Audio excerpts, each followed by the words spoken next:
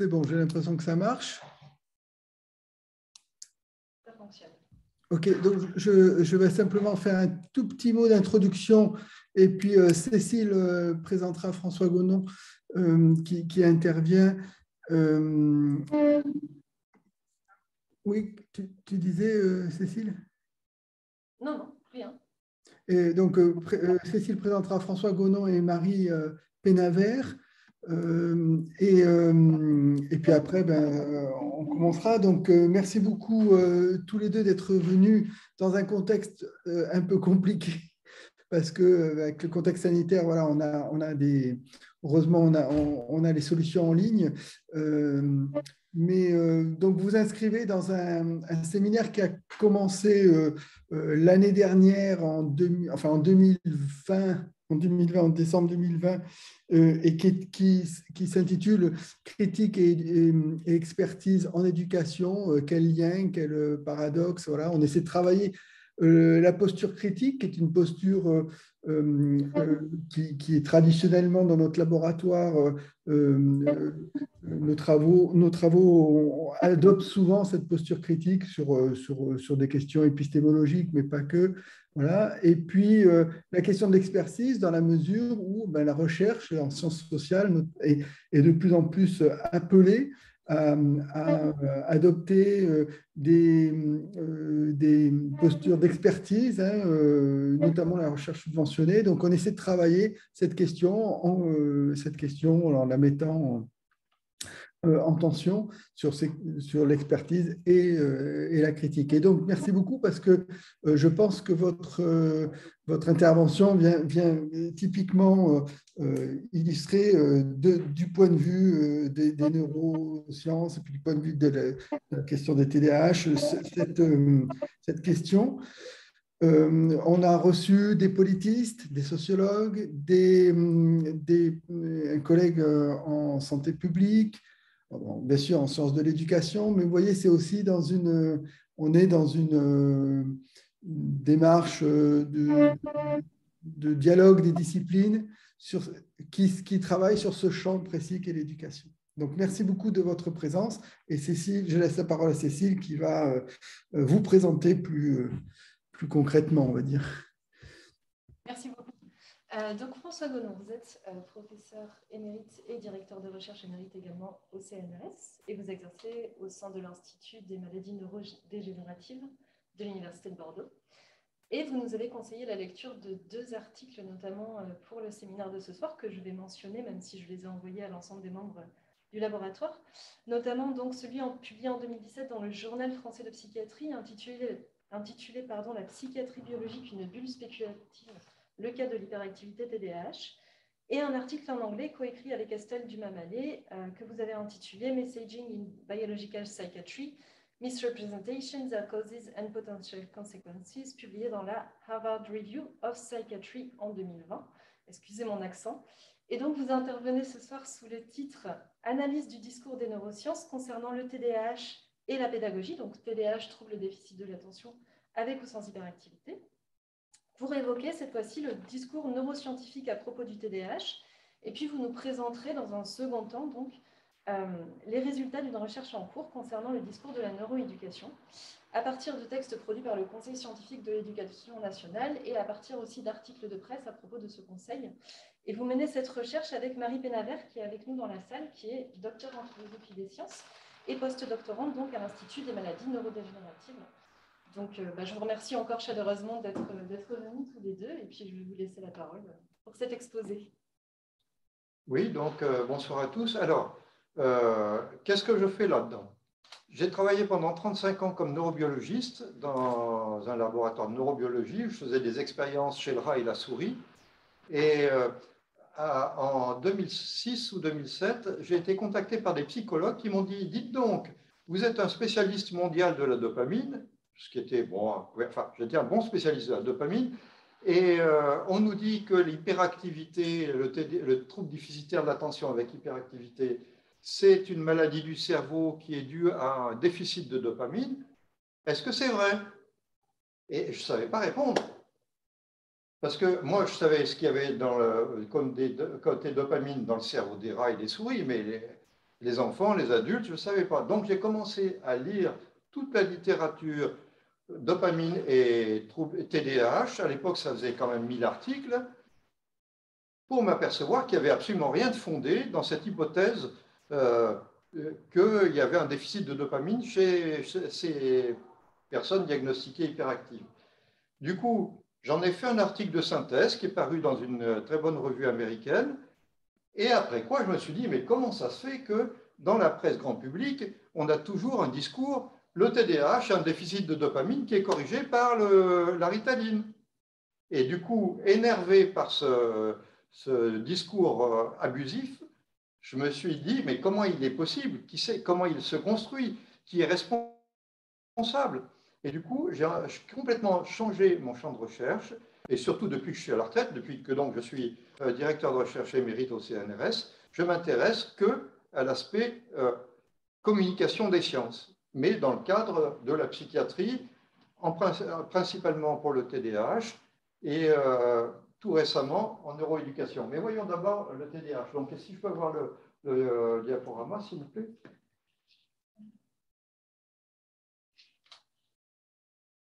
Donc, dans un premier temps de l'exposé, je vais commencer par vous faire un topo sur les conclusions auxquelles j'en arrive à propos du TDAH.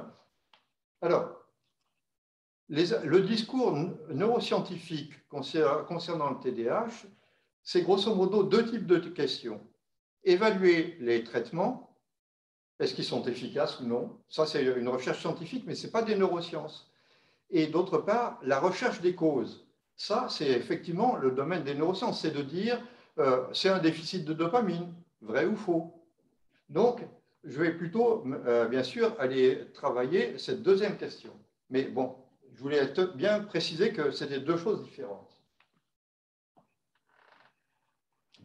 Et donc, commençons par tordre le cou à la première question, à savoir où est-ce qu'on en est du traitement médicamenteux du TDAH. Parce que bien sûr, c'est la question que tout le monde pose. On verra la suite après. Alors d'abord, pour ce qui est du TDAH, où est-ce qu'on en est? Ce qu'il y a de sûr, c'est que la composante génétique du TDAH est faible. En tout cas, par rapport aux facteurs de risque environnementaux, et je le développerai plus tard. Deuxième point, est-ce qu'on peut avoir des tests biologiques pour confirmer le diagnostic de TDAH? La réponse est absolument et clairement non. Jamais un seul test n'a été validé pour le diagnostic de TDAH, que ce soit un test, je ne sais pas moi, d'attention par exemple, des tests psychocognitifs, non, ou bien d'imagerie cérébrale, rien du tout. Et enfin, troisième point, est-ce que la médication est efficace? Alors, à court terme, on peut dire relativement oui. Hein, à court terme, ça diminue un peu l'agitation, ça améliore l'attention, ça diminue un peu l'impulsivité, et du coup, effectivement, les études à court terme chez les enfants montrent que les performances scolaires sont très légèrement, mais significativement augmentées quand on mesure ça à 2 mois. Hein. Par contre, à long terme, alors là, ça se gâte, ça marche beaucoup moins. Les études, de très grosses études épidémiologiques aux États-Unis, au Canada, montrent que ça ne diminue pas le risque d'échec scolaire. Parce que c'est là le problème. Les enfants hyperactifs, ils arrivent chez un médecin parce que c'est à l'école qu'on dit, mais votre enfant, il ne tient pas en place, il ne suit pas, il ne fait pas attention, etc. Ah, ben, c'est peut-être bien un déficit d'attention, on va faire un diagnostic chez le médecin. Oui, d'accord, mais la grosse question au départ, c'était l'échec scolaire. Et la question, c'est est-ce qu'un enfant diagnostiqué hyperactif, s'il prend un traitement médicamenteux, est-ce que ça augmente sa performance scolaire à long terme par rapport à un enfant qui est aussi diagnostiqué, mais dont les parents refusent ou ne veulent pas, ou enfin, où l'enfant n'a pas eu de traitement médicamenteux? Et la réponse est définitivement, clairement, le traitement médicamenteux n'est pas capable de diminuer le risque d'échec scolaire. De la même manière, il avait été dit que les enfants hyperactifs sont plus à risque de toxicomanie, ce qui semble vrai, mais le traitement médicamenteux ne change rien à ça. Et pareillement pour l'adaptation sociale. Donc, le traitement médicamenteux, à court terme, un petit peu, à long terme, c'est probablement tout à fait négatif. Alors, maintenant qu'on sait où on en est, pour le TDAH, continuons sur ce point-là. Où est-ce qu'on en est en psychiatrie généralement? Est-ce que les connaissances qu'on a de la biologie des troubles mentaux nous apprennent quelque chose pour la psychiatrie clinique? Bon, je veux dire, qu'est-ce que doit faire un psychiatre avec tel patient qui est, par exemple, un TDAH ou déprimé, ou etc. Est-ce qu'il lui fait une imagerie cérébrale? Est-ce qu'on sait quelque chose qui permet de donner une explication? Non. Pour l'instant, ce qu'il y a de sûr, c'est qu'on n'a toujours pas de marqueurs biologiques pour les troubles mentaux les plus courants. Alors, il y a de très très rares cas, par exemple, des déficits intellectuels très sévères. Là, il y a une cause génétique qui peut être identifiée. C'est des cas très très rares, et à part ça, on n'a pas de test biologique, génétique, imagerie cérébrale pour dire cette personne souffre d'une vraie dépression, cette personne, ben non, c'est transitoire ou c'est un simulateur, enfin je ne sais pas. Non.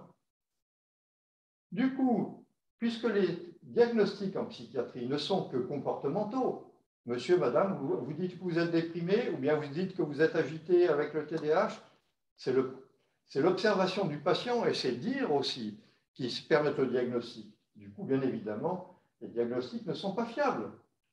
Hein, entre un diagnostic de personne anxieuse ou une personne dépressive, il n'y a aucune fiabilité. Et enfin, il n'y a aucune nouvelle classe de médicaments qui a été découverte depuis 40 ans. Tous les médicaments en usage en psychiatrie actuellement sont soit des médicaments découverts des fois avant les années 40, comme par exemple la Ritaline, qui est utilisée pour les enfants hyperactifs, soit des dérivés de ces molécules-là. Mais on n'a pas trouvé de nouvelles cibles. Hein.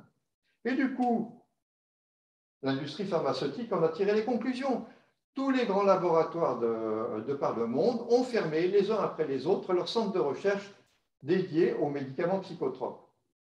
Et que disent les spécialistes de l'industrie pharmaceutique? Pourquoi ils arrêtent?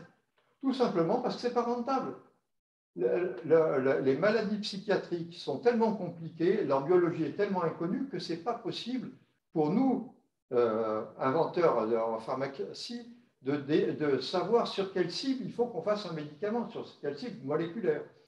Donc, c'est plus possible. De plus, par exemple, faire des médicaments pour le cancer, c'est déjà pas si facile, mais au moins il y a des modèles animaux. Au moins, dans ce cas-là, le diagnostic est sûr. En psychiatrie, le diagnostic n'est pas sûr, les modèles animaux sont complètement illusoires. Hein, faire une souris, par exemple, TDAH, on ne sait pas faire. Parce que qu'est-ce que c'est le TDAH? C'est vachement plus compliqué que simplement être agité. C'est avoir un déficit d'attention, mais dans certaines conditions seulement. Enfin bon, bref, vous comprenez pourquoi l'industrie pharmaceutique arrête. Alors, cet échec de la psychiatrie biologique est-il tellement étonnant? Il faut quand même voir la complexité des choses. C'est ce que dit l'industrie pharmaceutique. Le cerveau, c'est quand même beaucoup plus compliqué qu'un cancer. Or, si on regarde l'histoire du cancer, dans les années 60, Kennedy avait dit on va mettre 25 milliards de dollars sur la table et vous verrez, dans 10 ans, on sera sur la Lune. C'était quand même un sacré défi et pourtant ça a été réalisé. 10 ans plus tard, Nixon a dit on va mettre encore plus d'argent et vous verrez, dans 10 ans, il n'y aura plus de cancer. Ben, on voit bien qu'autour de nous, il y a encore pas de gens qui meurent du cancer. Et que nous disent les oncologues? C'est que malheureusement, c'est beaucoup plus compliqué qu'on pensait. Alors, si le cancer, avec un recul de 60 ans, oui, maintenant, ça s'avère beaucoup plus compliqué qu'on pensait, imaginez un peu le cerveau. Donc, on comprend que l'industrie pharmaceutique arrête. Mais alors, et j'en viens à un autre travail, pourquoi diable on a un discours qui ne colle pas du tout avec cette réalité? On a un discours triomphant, les neurosciences avancent à grands pas, vont nous permettre de découvrir les causes des maladies mentales, etc. etc. Comment c'est fabriqué? Sur quoi ça repose?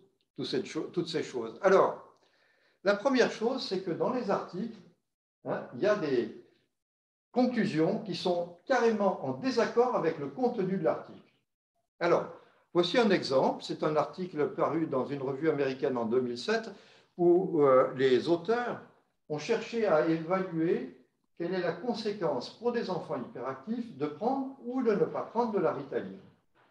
Et donc, dans le résumé, il conclut: cette étude montre que le traitement par les psychostimulants est associé à de meilleurs résultats scolaires pour les enfants hyperactifs. Ça, c'est la conclusion. Si on va chercher écrit en petit dans le texte, on apprend que le score au test de lecture est le même dans les groupes d'enfants TDAH, qu'ils aient été traités par la Ritaline ou non. De la même manière, le risque de sortie prématurée du système scolaire n'est pas diminué par les psychostimulants. La seule chose qui est légèrement diminuée, c'est le risque de redoublement. Comme les enfants sont un tout petit peu plus sages, ils redoublent moins. Bon. N'empêche que, comme dans la conclusion il y a écrit, ça y est, on a prouvé pour la première fois que le traitement médicamenteux améliore les performances scolaires, ça passe dans les journaux. Et par exemple, dans le Washington Post, c'est la première étude qui montre que la prescription de stimulants pour le TDAH améliore les performances scolaires.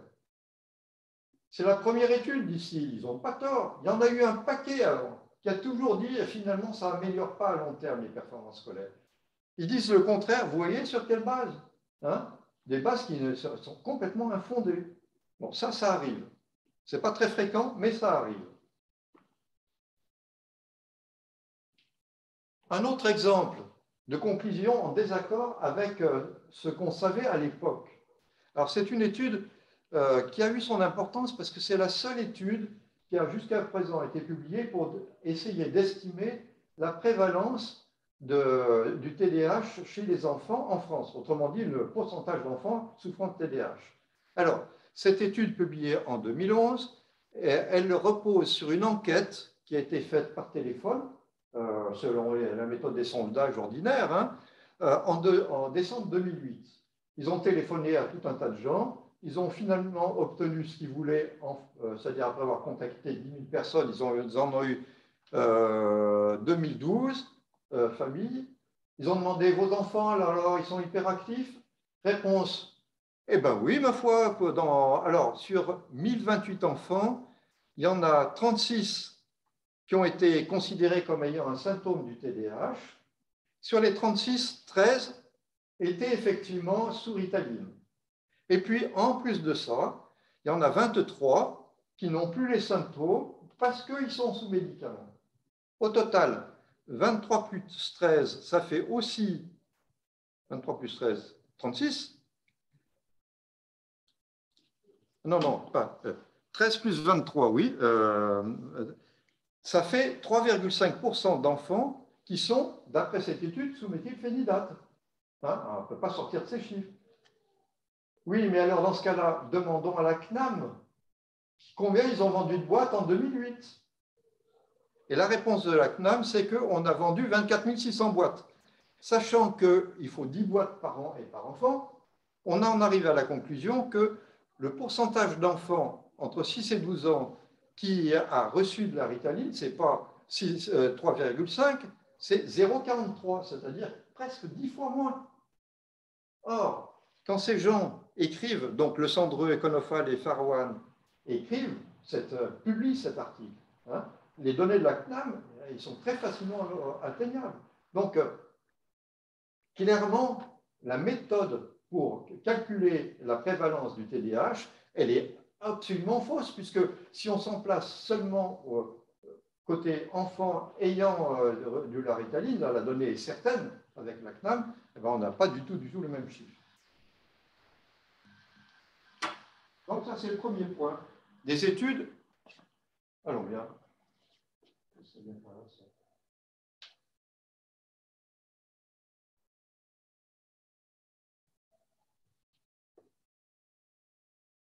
Je n'ai pas du tout appris sur la bonne. Voilà. Donc, après ce premier point, une incohérence entre la conclusion et les données, maintenant, il y a une autre manière de gâcher les choses, c'est-à-dire de faire des présentations trompeuses. Alors, par exemple, il y a eu des tas d'études génétiques pour trouver un gène codant pour quelque chose et qui serait associé au TDAH. La première étude vraiment enthousiasmante à l'époque, en 1996, c'était celle qui a mis en avant le gène codant pour le récepteur à la dopamine de type D4. Et donc, eh bien, la conclusion pour le discours grand public, c'était par exemple le bouquin de messieurs Lecedreux et Konofal. Les chercheurs ont mis en évidence pour le TDAH l'existence de marqueurs génétiques. Un marqueur génétique est un indice biologique fortement associé à une maladie. Pour le TDAH, c'est le gène D4 qui a été identifié, donc comme soi-disant fortement associé. Où est-ce qu'ils ont pris ça? Si on regarde la littérature de l'époque, puisque là c'était en 2007, mais en 2007 justement, un article publié dans une bonne revue américaine, 2 méta-analyses, confirment une forte association entre TDAH et allèle du gène D4. Qu'est-ce qu'ils veulent dire exactement avec forte association? Regardons les faits. L'allèle 7R du gène codant pour le récepteur D4, il est présent chez 23% des enfants hyperactifs. Il est aussi présent chez 17% des enfants normaux. Alors, la différence 23-17, si vous avez des populations vraiment importantes, elle devient statistiquement significative avec un bon degré de significativité. Et quand on voit les chiffres, 23-17, on comprend bien que ça n'a aucun intérêt, du point de vue du diagnostic, par exemple. Et donc, ici, la tromperie consiste à faire un mensonge par omission. On dit, il y a une forte association, parce que statistiquement parlant, l'association est fortement significative, mais on se garde bien de dire que c'est 23%, 17%. Si on vous le dit dans le résumé, le lecteur, il devient moins intéressé. Eh bien, combien de résumés disent il y a une association significative et pourtant se garde bien de donner les chiffres? Eh bien, sur 219 résumés qu'on a épluchés, on a pris tous les résumés disponibles jusqu'en 2012. Il y en a 80% qui mentent par omission.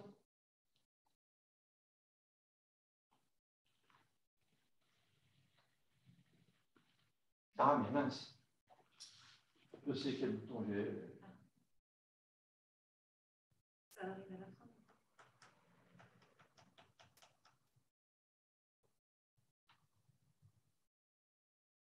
Voilà.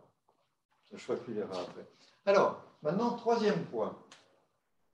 Les biais de publication. Alors, voici un exemple. C'est une étude publiée dans The Lancet, donc vraiment une revue très prestigieuse, où pour la première fois, les gens ont dit « Ah, le TDAH, c'est bien une maladie liée à la dopamine, parce que si on regarde le transporteur de la dopamine dans le cerveau des personnes hyperactives, il y a 70% de plus de transporteurs. Magnifique résultat, 70% de plus. Il y a trop de transporteurs, donc si on veut que ça fonctionne normalement, il faut donner un inhibiteur du transporteur. Or, justement, la ritaline est un inhibiteur du transporteur de la dopamine. Donc, cette étude, elle a été publiée dans The Lancet parce que, premièrement, elle donne une cause de la maladie et elle donne ensuite le bien fondé du traitement. Petit problème, c'est la première étude, celle qui a été publiée donc, vous voyez, en 1999, qui dit ça. Mais les études ultérieures, il y a des gens qui ont, dans d'autres laboratoires, cherché la même chose. Et l'effet est soit plus petit mais significatif, soit pas du tout d'effet, soit même au contraire. Par exemple, pour l'étude avec 53 patients, il y avait une très légère diminution du transporteur. Alors, au total, où est la vérité? Finalement, il n'y a pas 36 solutions. La seule manière de voir, c'est de pouler toutes ces études et de faire une méta-analyse. Que dit la méta-analyse? Il n'y a pas de différence significative concernant la quantité de transporteurs dans les hyperactifs versus les normaux. Mais alors, comment ça se fait que l'étude initiale nous ait donné un résultat pareil? Premièrement, ils n'ont pas été très honnêtes pour le moins. Ils n'avaient que 6 patients, et parmi les 6 patients, 4 avaient été traités pendant plusieurs mois avant avec de la ritaline. Que fait la ritaline? Elle inhibe le transporteur. Que fait le cerveau quand il est emmerdé avec la ritaline? Il produit du transporteur. Donc, et ça a été démontré par la suite, quand on traite avec...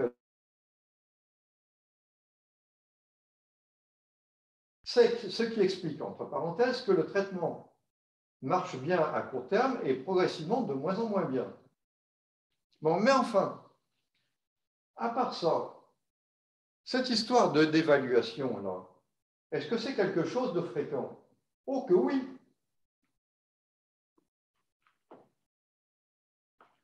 En voici un autre exemple. C'était le gène pour l'allèle sétaire du gène pour le D4. Là. La publication, elle était en 96 aussi. Et pareillement, elle donnait un effet tout à fait considérable. C'était presque la moitié des enfants hyperactifs étaient... Oui, la moitié des enfants hyperactifs avaient la variance à cette répétition et seulement 20% pour les normaux. Là, ça devenait quand même sympathique. Bon. Mais la même chose, les études suivantes nous disent « Ah, ben, il y a un petit effet » ou bien « Il n'y a pas d'effet du tout ». Et finalement, la méta-analyse nous dit ben, « C'est ce que je vous ai raconté, 23, 17 ».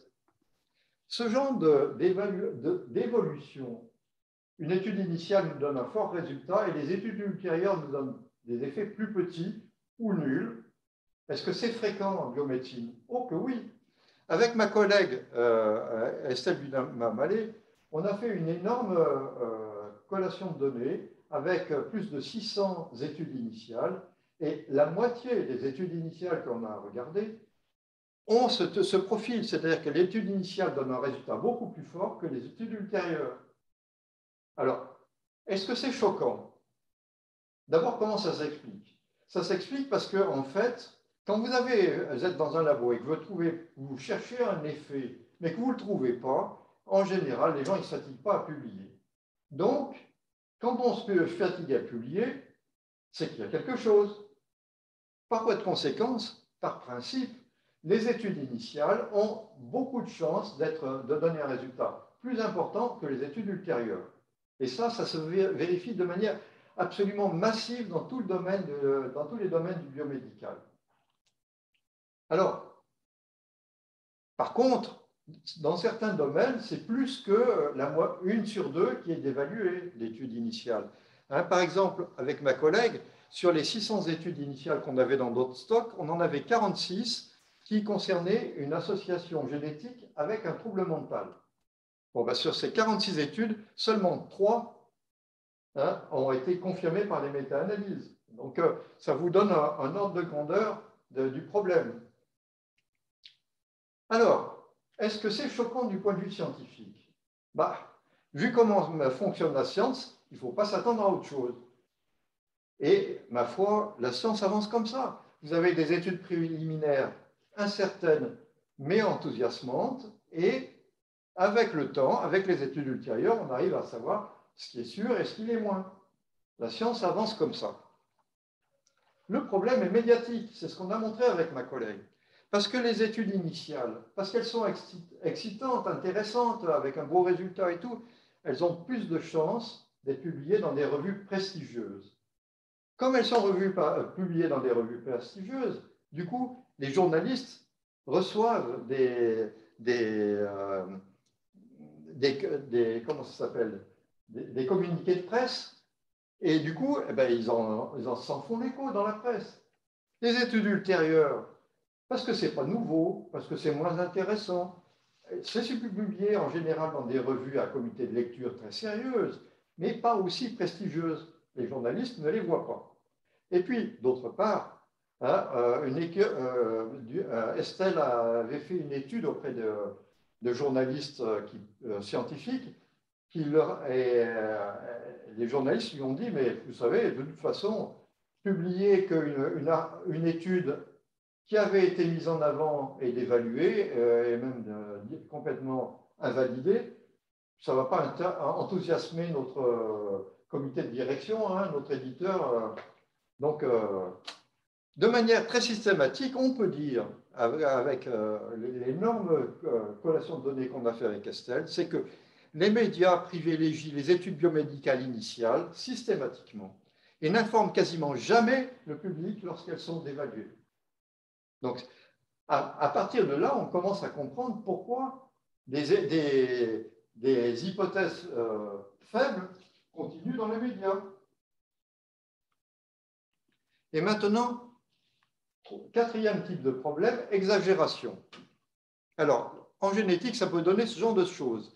Encore un article publié dans The Lancet, où ils ont identifié des polymorphismes sur, vous savez, l'ADN, c'est une chaîne d'alphabet à 4 lettres. On change l'une des lettres, ça c'est un polymorphisme sur un seul nucléotide.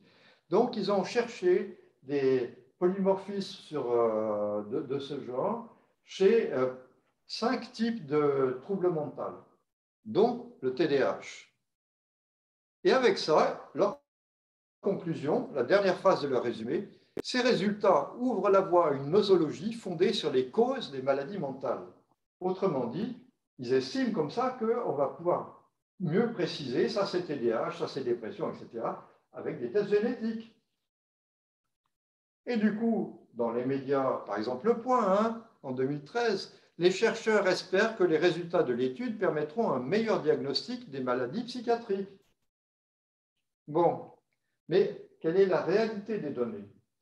Si on regarde tous les SNP qui ont été mis en avant dans cette étude, concernant le TDAH, celui qui a l'association la plus robuste, hein, c'est le RS 279957.3, là. Il y avait 2787 patients souffrant de TDAH, 2635 sujets témoins, et le résultat, c'est que l'allèle C, pour ce polymorphisme, il est présent chez 726 témoins pour 1000 témoins et 745 pour 1000 patients TDAH. Et quand on entend les chiffres, 726, 745, on comprend bien que ça n'a plus aucun intérêt. Et d'ailleurs, les auteurs en sont conscients. Dans le texte, écrit en petit, mais pas dans la conclusion, ni dans le résumé, mais dans le texte, les tailles des faits sont plutôt petites et leur contribution à la variance n'a d'utilité ni prédictive ni diagnostique. Donc, vous voyez l'écart gigantesque entre les prétentions dans les conclusions et puis la réalité des faits. Ça, c'était pour la génétique, c'était un exemple, mais c'est loin d'être rare, hein, ce genre d'exagération. Et maintenant, l'imagerie cérébrale. Alors ça, c'est un article publié dans Lancet Psychiatrie, c'était en 2017. C'est une étude énorme où ils ont collectionné tout un tas d'études pour mesurer les changements de taille de structure cérébrale en comparant des témoins d'une part et des hyperactifs d'autre part. Et donc, voilà la conclusion de leur étude, c'est que dans certaines structures, par exemple, il y a des différences. Et la différence la plus énorme, pour toute l'étude, ça se passe dans l'amygdale. Chez les patients TDAH, l'amygdale est plus petit, de 1,5%. Ceci dit, chez les témoins, et chez les patients aussi d'ailleurs, hein, l'écart type, il est de presque 9,4%. Qu'est-ce que ça veut dire exactement? Ça, je crois que c'est important de bien comprendre ça. Donc, vous avez ici la courbe rouge, c'est les patients. En abscisse, c'est le volume de l'amygdale. En ordonnée, c'est le nombre de patients. Hein, donc, 1598 au total, 1463 contrôles. Et effectivement, la moyenne n'est pas tout à fait au même endroit.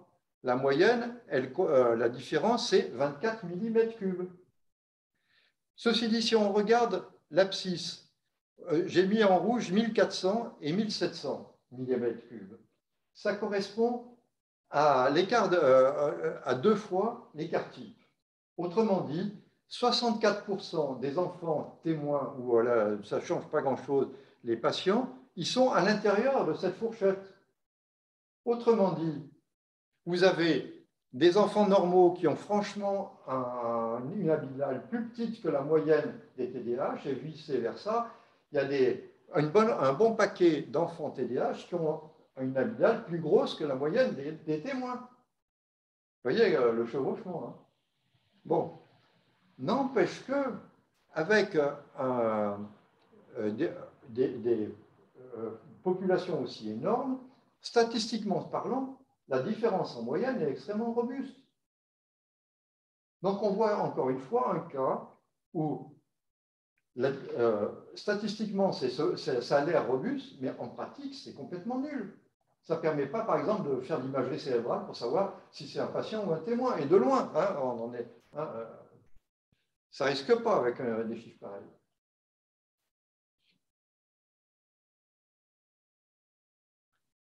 Et alors là, je poursuis un peu sur cet article justement de Lancet. Qu'est-ce que les auteurs se permettent de dire exactement? Dans la discussion, voilà ce qu'ils écrivent. J'ai fait une traduction aussi littérale que possible. Hein. Nos données particulièrement puissantes confirment que le cerveau des patients souffrant de TDAH est anormal. Le TDAH est donc bien une maladie du cerveau. C'est un message clair que les cliniciens peuvent communiquer aux patients et leurs parents et qui peut aider à diminuer la stigmatisation selon laquelle le TDAH ne serait qu'une étiquette pour les enfants difficiles et qu'il résulterait de l'incompétence éducative de leurs parents. Autrement dit, ils rejettent complètement toute causalité de type éducatif. Hein. Enfin, pour le coup, c'est clair. Que dit ensuite Daily Telegraph, qui a publié juste après la sortie de l'article, en titre, le TDAH résulte d'une maladie du cerveau et pas de l'incompétence des parents. Et dans l'article lui-même, les scientifiques à l'origine de l'étude disent que leurs résultats prouvent pour la première fois que le TDAH a bien une cause physique. Rigolons encore une fois. Pour la première fois, chaque fois c'est pour la première fois. Alors qu'il y a toujours eu un paquet d'études avant et que donc toutes les études avant, ben donc elles sont nulles. Et qu'est-ce qui est... Sérieusement, mais je veux dire, si vous vous rappelez donc hein, la moyenne de 24 mm3 alors que l'écart type c'est 150. Hein. Alors du coup, les lecteurs de cet article, des scientifiques bien sûr, font un commentaire qui paraît dans la revue. Et donc voici le commentaire de Batastra et Hall. Premièrement, la taille des faits est quand même vraiment petite comparée à la variance, c'est ce que je vous expliquais. Deuxièmement, une association, ça ne prouve pas une cause. Troisièmement, les médias ont diffusé un message trompeur. Le TDAH est causé, n'est pas, enfin, les médias disent que le TDAH est causé par une anomalie cérébrale, alors que vous n'en apportez pas la preuve. Vous montrez seulement une association, mais ce n'est pas parce que vous trouvez dans ce type de population, forcément très hétérogène en plus, je veux dire, le TDAH, il n'y a pas de TDAH égaux. Hein. Donc, vous trouvez une différence ridicule, que ça nous explique la cause de la maladie. Bien évidemment, non. Réponse des auteurs. Bah, d'accord, la taille des faits sont petites, mais c'est toujours comme ça en psychiatrie. Eh bien oui, c'est toujours comme ça en psychiatrie. D'où ce que j'avais dit avant, bien évidemment. Deuxièmement, on n'a jamais prétendu que l'association qu'on a observée était causale. On ne l'a jamais dit. Hein? Et enfin, troisièmement, on n'est pas responsable de ce que racontent les médias. Nous, on ne s'intéresse qu'à la science. Alors, ils n'ont jamais parlé au Daily Telegraph?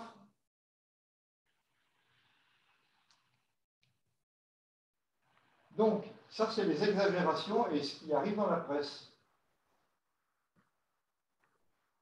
Maintenant, argumentation abusive. Là, toujours pour le TDAH, c'est intéressant aussi. On avait noté, là, à propos, on avait épluché avec ma collègue Mélanie Bourda les programmes télévisuels qui parlaient du TDAH jusqu'en 2010, autant que je m'en souvienne. Et on avait trouvé notamment sur TF1, sur le 20h, hein, le TDAH, hein, on avait un enfant qui nous disait c'est une maladie qu'on est né avec.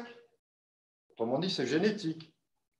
Et le fait est, il y a un site de l'association des parents d'enfants hyperactifs, le site Hypersuper, hein, et sur le site que j'avais consulté en octobre 2018, je ne sais pas, probablement ça y est encore, hein, le TDAH est un trouble hautement héréditaire.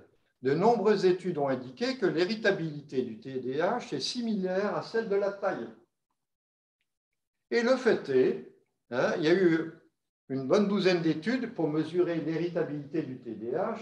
Ça consiste à regarder quelle est est-ce que quand on a un couple de vrais jumeaux, s'il y en a un est TDAH, est-ce que la probabilité que l'autre le soit aussi, quelle est la probabilité? Et comparer à la probabilité si c'est des faux jumeaux. Parce qu'ils n'ont pas le même... Les vrais jumeaux ont exactement le même patrimoine génétique, alors que les faux jumeaux, c'est comme des frères et sœurs. Et donc, les vrais jumeaux, c'était entre 50 et 90, et les faux jumeaux, entre 25 et 55. Donc, voilà, c'est héritable. Mais ceci dit, il y a d'autres études, pour le coup, qui ont mesuré, par exemple, avec des tests d'attention. Ils n'ont pas du tout retrouvé cette héritabilité, mais enfin bon. Revenons à cette histoire. La taille est héritable. Ah, ça paraît une évidence pour tout le monde, hein. Voilà, les parents sont grands, les enfants sont grands. Oui, et dans les pays européens, par exemple, ça explique que la variabilité de la taille est de l'ordre de à peu près 10 cm. L'écart type. Bon, alors expliquez-moi pourquoi des parents péruviens nés et élevés au Pérou, ils déménagent aux États-Unis, ils font des enfants aux États-Unis, et bien les enfants font 20 cm de plus. Parce que héritabilité veut dire que c'est génétique à condition que rien ne change par ailleurs. Or, entre des personnes vivant au Pérou, avec l'habitude alimentaire qu'il y a au Pérou et puis l'habitude alimentaire aux États-Unis, tout ça, ça change. Autrement dit, l'héritabilité de la taille, hein, c'est tout à fait relatif, ça dépend des autres conditions. Si les autres conditions sont clairement identiques, ça va. Alors maintenant, les familles d'enfants hyperactifs, ou de témoins d'ailleurs, est-ce qu'elles sont identiques? Je ne sais pas moi, du point de vue de la culture, du point de vue du niveau socio-économique, etc., etc. Vous voyez, est-ce qu'il n'y a pas aussi des styles de famille, hein, des familles où ça gueule, des familles où au contraire où tout le monde se tait, etc. Et tout ça, c'est caché à l'intérieur de l'héritabilité. Autrement dit, il faut bien avoir conscience que une mesure d'héritabilité ne peut pas dire, on ne peut pas en conclure que c'est génétique. C'est soit génétique, soit des interactions entre gènes et environnement, avec des proportions gènes-environnement qu'on ne connaît pas. Et donc, on voit, là encore, une argumentation abusive. Je vous ai donné, ah oui, encore une chose qui est particulièrement gratinée, à la télévision française. Un des trucs qu'on a vus, et pourtant c'est soi-disant une émission sérieuse, hein, Allô Docteur, sur France 5. C'était le 11 mars 2010. Et donc, il montrait l'image de droite, Allô Docteur, vous voyez, c'est écrit, normal, TDAH, et voilà le commentaire qui était fait. On voit à gauche les deux petits croissants orange, c'est la zone qui libère la dopamine. Là, c'est un cas normal.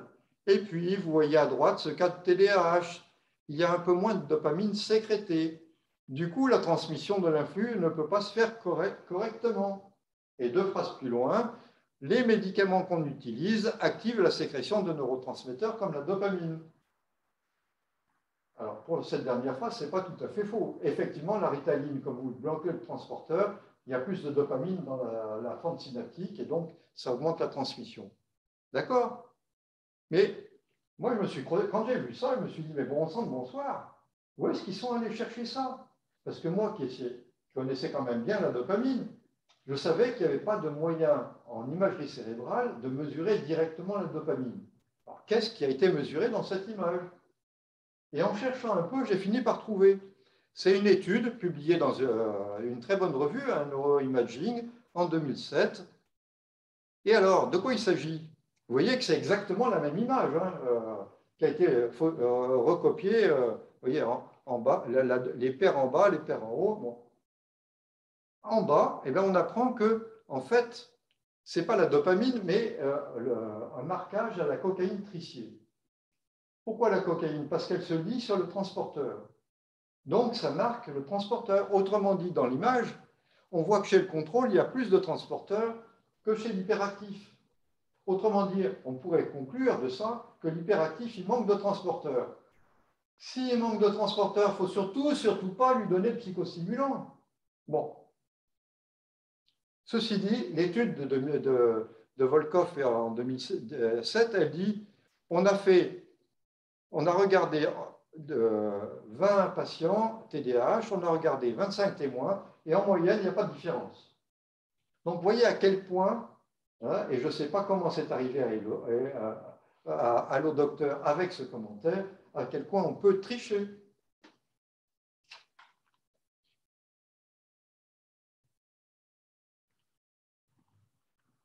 Donc, je vous ai présenté, avec des cas bien concrets, toutes les dérives du discours.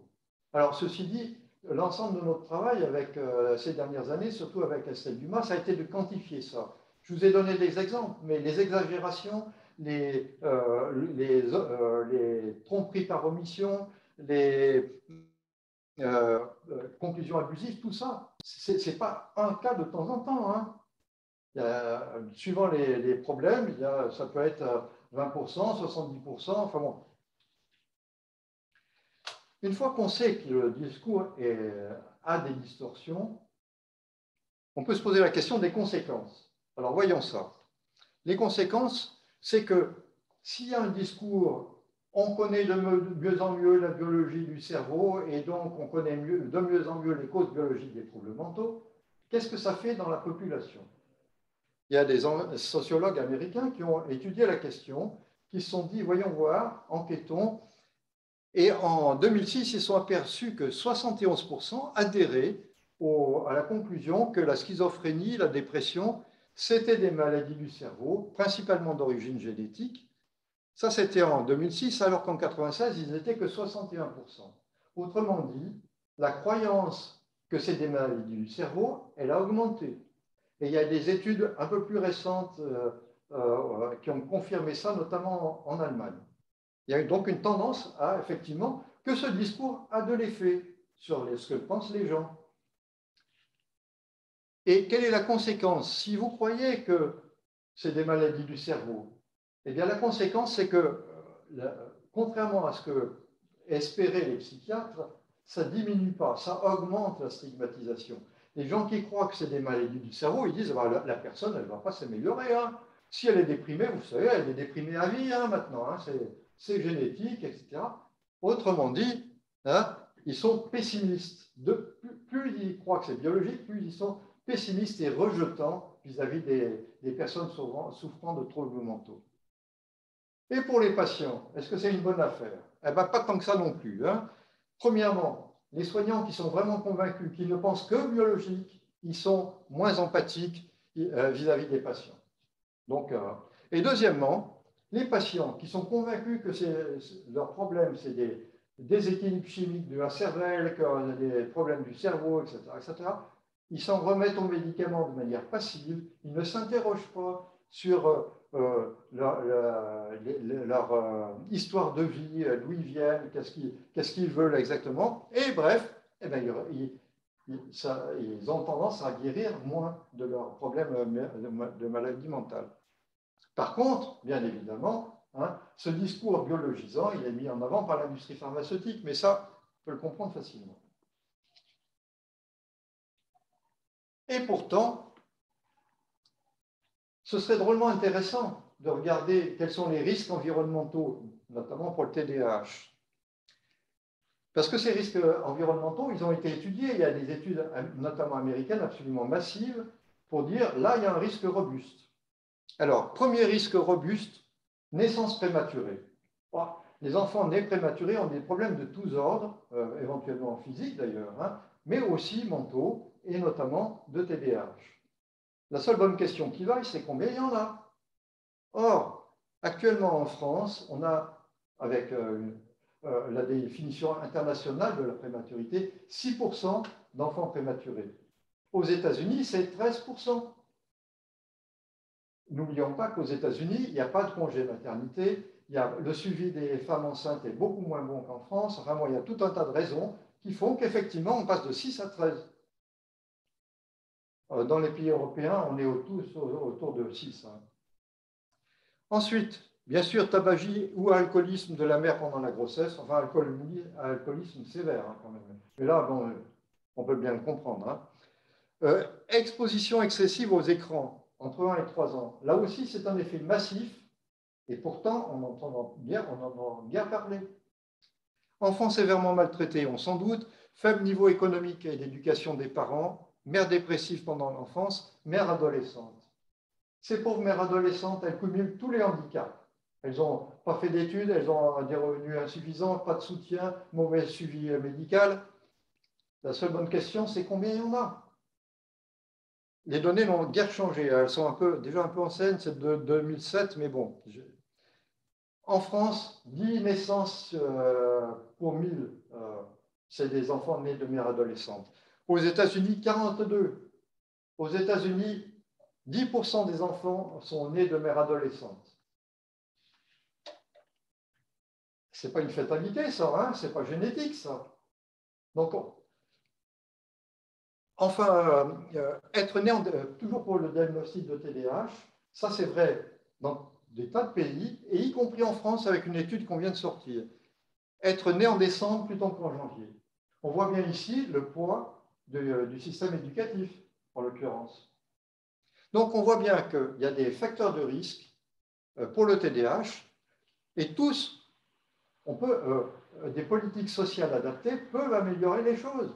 Et donc c'est pour ça que, à mon avis, c'est si dangereux de mettre en avant les causes soi-disant biologiques des troubles mentaux, en tout cas les plus courants, comme le TDAH, parce que ça occulte les causes sociales sur lesquelles pourtant il faudrait travailler.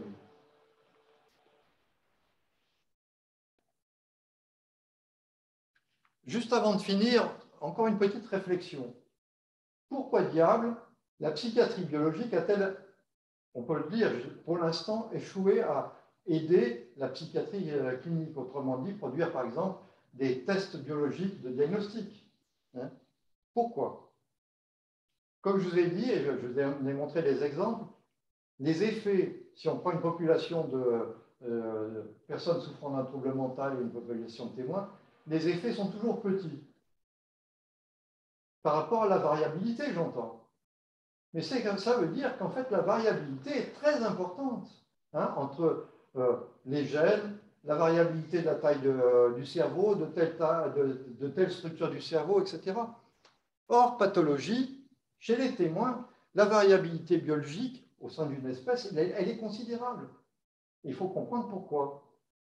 En fait, toutes ces variations, sauf exception, elles ne sont pas décisives. Elles n'ont pas été éliminées, ces variabilités, elles n'ont pas été éliminées par la sélection naturelle.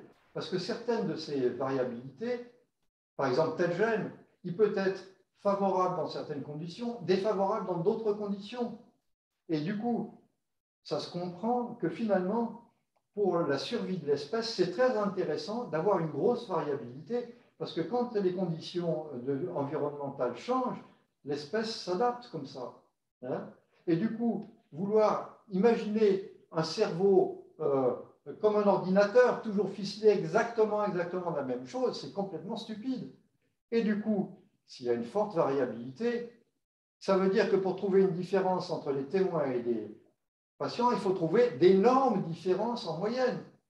Et ce n'est pas du tout ce qu'on observe. Donc on voit bien pourquoi ça a échoué. Voilà. Je crois bien que c'est ma dernière diapo pour cette partie-là.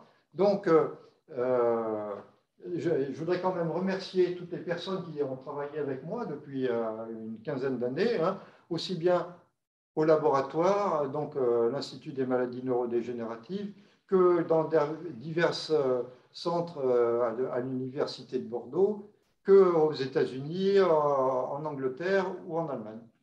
Voilà. Et donc, je vous ai mis aussi mon adresse courriel. N'hésitez pas à me contacter.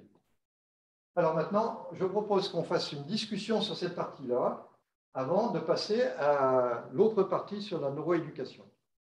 C'est ça, vous avez un deuxième exposé ensuite à nous présenter. Du coup, je ne sais pas qui veut ouvrir le bal des questions. Moi, j'ai aussi des questions, mais si quelqu'un...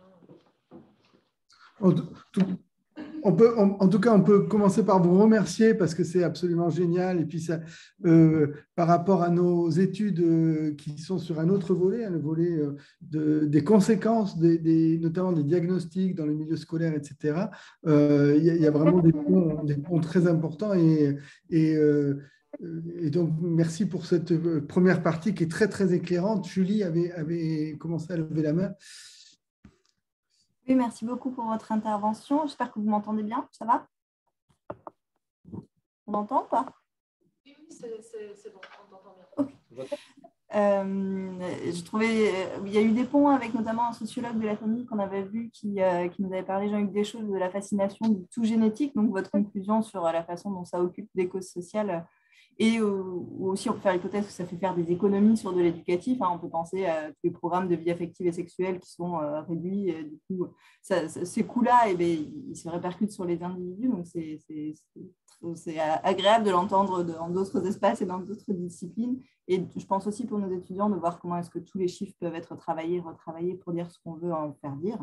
En définitive, j'ai été particulièrement sensible à vos interventions sur les liens avec les médias, ces médias qui publient les résultats forts, notamment d'une recherche initiale qui n'informe pas le public quand cette recherche est démentie. Qu'est-ce que vous diriez du coup, quelle serait alors la nature de la communauté scientifique face à ces médias-là qui ne se feraient pas le relais des changements? Comment est-ce que vous voyez la place du chercheur du coup dans ce dialogue, on pourrait dire sciences, société civile et médias?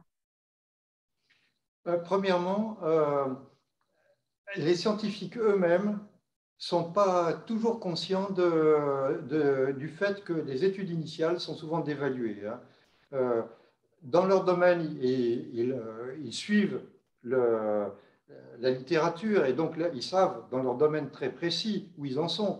Mais dès qu'ils se mettent à parler de choses légèrement en dehors de leur domaine, ils peuvent très bien vous affirmer dur comme fer qu'une étude publiée dans Nature a prouvé que, et ne pas savoir que 2 ans plus tard, l'étude était une étude initiale qui a été complètement invalidée. Ça c'est loin d'être rare.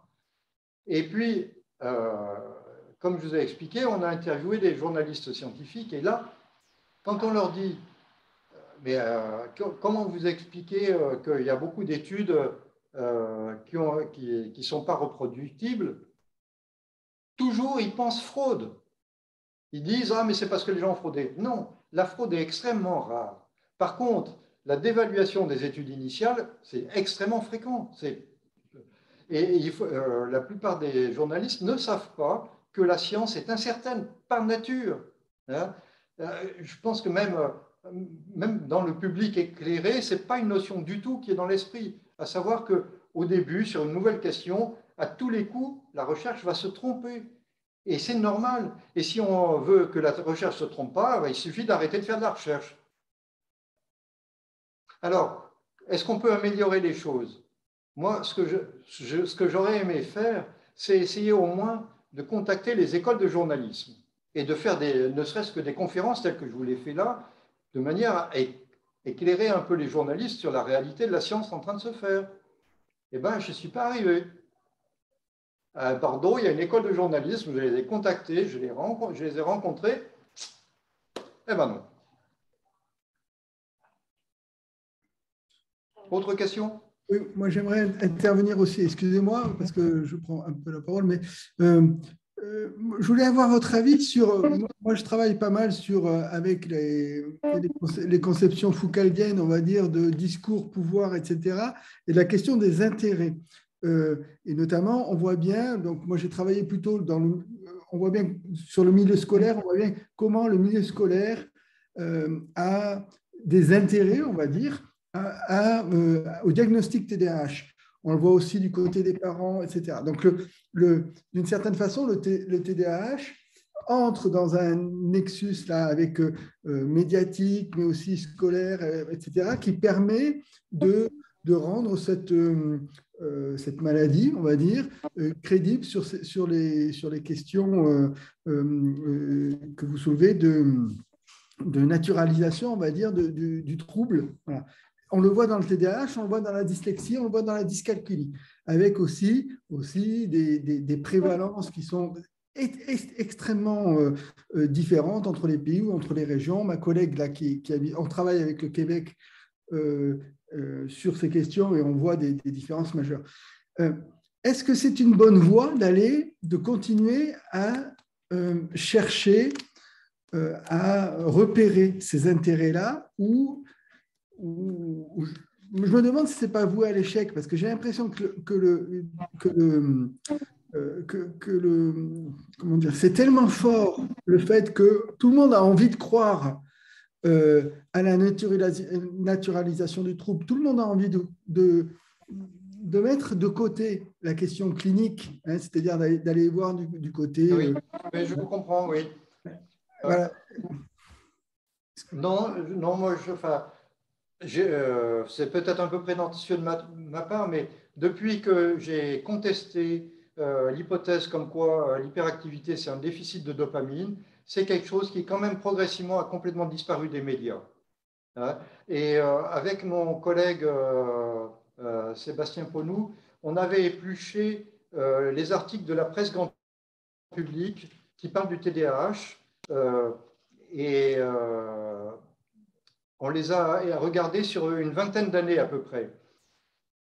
Et premièrement, ce qui est notable, c'est que la presse papier est beaucoup plus prudente que la télévision.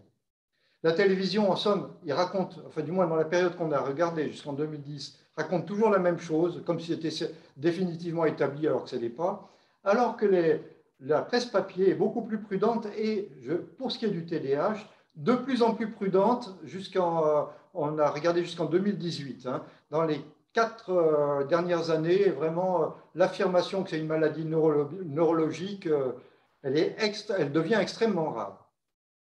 Donc, je crois que ça vaut le coup de se battre sur le discours, oui. Alors, vous avez évoqué aussi les intérêts. Quel est l'intérêt des scientifiques à défendre que le TDAH est une maladie du cerveau? Ou autrement dit, plus exactement, par exemple, ces gens, Hugman et collègues, qui font une étude qui leur a coûté cher quand même sur mesurer la taille de l'amygdale chez les TDAH, quel est leur intérêt d'exagérer leur conclusion? Leur intérêt, c'est effectivement de faire monter l'intérêt de leur étude, de leurs résultats. Alors, quand on demande aux scientifiques, mais enfin, bon sang, pourquoi vous exagérez comme ça? C'est malhonnête.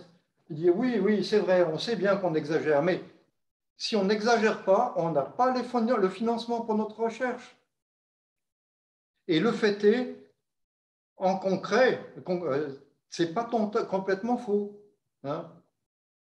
Alors, du coup, ça veut dire qu'en fait, l'un des problèmes de l'exagération du discours scientifique, c'est qu'effectivement, il trouve sa source dans le mode de financement de la recherche. C'est pour ça que je plaide, de manière assez inattendue, sur le fait qu'il ne faudrait plus financer la recherche par projet.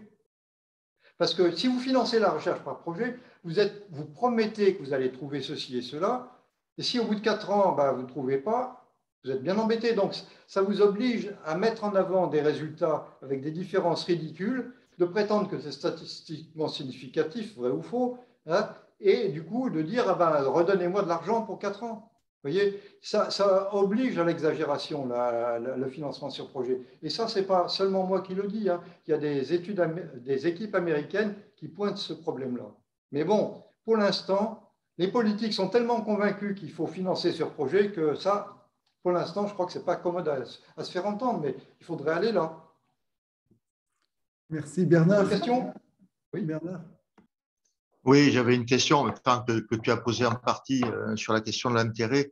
J'avais aussi une remarque, pour aller dans le sens que tu allais. Et je pensais d'ailleurs que tu serais allé sur Foucault ou sur l'histoire de la folie. Quoi. Enfin, je veux dire, ce que vous racontez me fait penser à l'histoire de la folie chez Foucault, lorsqu'il montre à partir de la création de l'hôpital général, je crois que c'est en 1656, comment la création de cet hôpital général qui enferme toutes les marginalités, ça va des homosexuels aux adeptes de la sodomie, aux mendiants, aux malades mentaux. Hein. Il faut attendre la révolution pour les médecins aliénistes pour faire voter le désenchaînement des fous.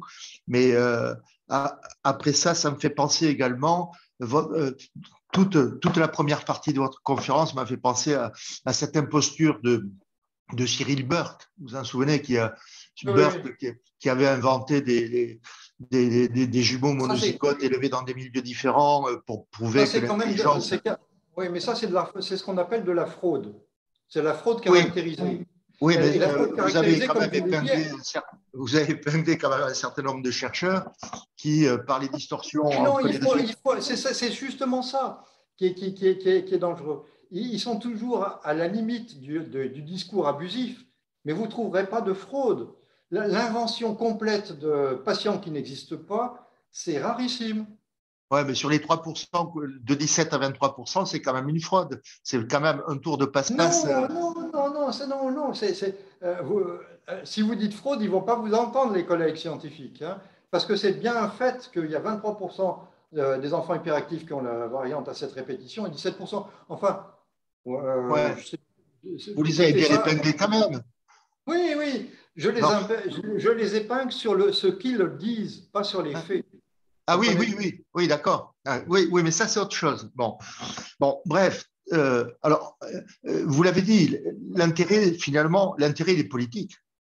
L'intérêt est politique et l'intérêt est là, je suis plus dans le registre de la remarque pour vous faire réagir au point de vue que je vais avancer, qu'on va retrouver dans le romantisme allemand, c'est-à-dire de réduire la culture, le social. Ah, on t'entend plus, Bernard. On vous entend plus.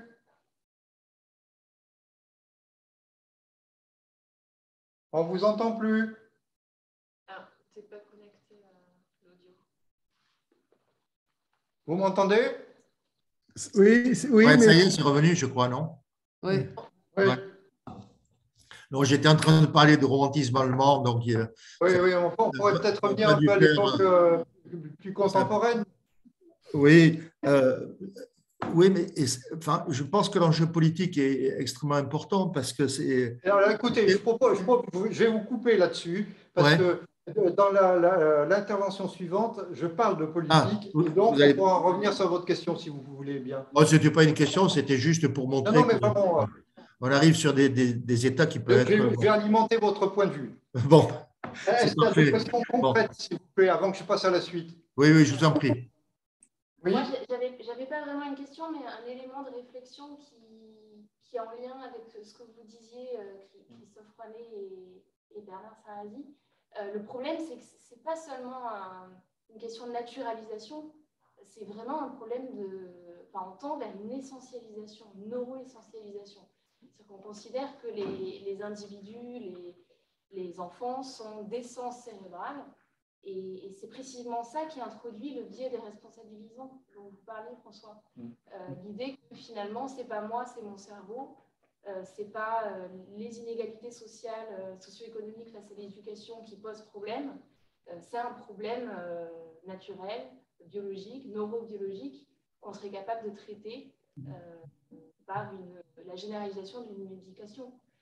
Je suis complètement d'accord sur cette neuro-essentialisation. Sur la déresponsabilisation, c'est assez paradoxal parce que je parle toujours de l'école, mais au sein de l'école, c'est en même temps quelque chose qui dit, puisque c'est une neuro-essentialisation, OK, mais en même temps, il y a des discours quand même pour inciter les enseignants à s'adapter à ça et ça devient d'une certaine façon leur responsabilité si les élèves TDAH, dyslexiques ou dyscalculiques, tout ce que vous voulez, ne réussissent pas. Donc, il y a quand même une sorte de paradoxe entre, je vous suis d'accord avec vous, sur cette neuro-essentialisation, et puis, malgré tout, un discours qui vient dire aux enseignants, à vous de vous adapter à ça. Voilà. Donc,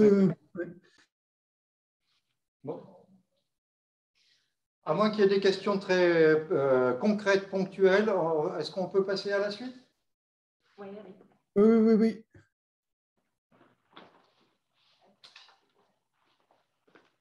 Donc, vous mettez l'autre, s'il vous plaît. Oui, peut-être une question un peu concrète, mais que vous risquez d'aborder dans la neuropéda. Vous m'entendez là ou pas? Parce que depuis tout à Oui, l'heure, ouais. C'est sur la question de la causalité, sur le statut de l'imagerie dans la causalité. oui. Bon Je nombre vais, de je vais l'évoquer. Ah bon, Alors, donc j'ai pas de chance. voilà. Alors, dans cette deuxième partie, je vais vous présenter une étude qui n'a pas été publiée, qui n'est même pas du tout encore à l'état d'être publiable, hein, qu'on a commencé avec Cédric Brun, enfin, sous l'impulsion de Cédric Brun et donc avec Marie Penavert. Et donc, on s'est interrogé sur le discours qui met en avant une neuropédagogie. Alors, avant de vous parler du travail qu'on a fait sur les médias, je voudrais d'abord vous donner 3 références des gens qui se sont interrogés sur la validité de la neuroéducation en anglais. Moi, je préfère le mot neuropédagogie. Le premier article, c'est donc celui d'Horvath, A Bridge Too Far, un pont trop loin, et qui a le raisonnement suivant. On a donc d'une part les neurosciences en elles-mêmes, c'est-à-dire l'examen du cerveau. Et pour ça, il faut des outils, l'imagerie cérébrale, l'EEG. Il n'y a pas tellement d'autres choix, d'ailleurs. Hein. Après quoi, il y a des études qui sont réalisables avec les outils de la psychologie cognitive. On fait des tests de mémoire, des tests d'attention.